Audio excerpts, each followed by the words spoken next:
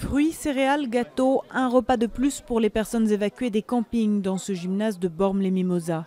Leur attente s'est prolongée une seconde nuit, mais la qualité de l'organisation et de l'accueil les réconforte. Ça secoue parce que quand on voit une telle solidarité, c'est vrai que ça fait du bien, ça réchauffe. Mais c'est vrai que c'est impressionnant, cette solidarité est bien organisée, vraiment c'est touchant.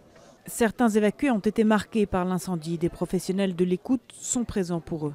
Les enfants hier soir par exemple à l'endormissement, c'était des peurs autour des souvenirs de feu et du risque que le feu puisse arriver jusqu'ici. Et des fois il y a des besoins de mots que les parents dans ces moments-là et qui sont dans la même difficulté qu'eux parce qu'ils ont eu des angoisses et qui n'ont pas obligatoirement le mot qui va bien à ce moment-là.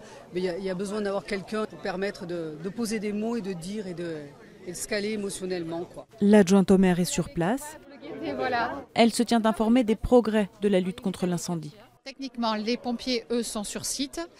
Ils vérifient surtout les petits départs, parce qu'il faut savoir qu'il y a les foyers ne sont pas éteints de partout et les pompiers ne peuvent pas être à tous les endroits, donc ils vont vérifier. Et c'est eux qui estimeront si les gens peuvent regagner leur site en sécurité surtout.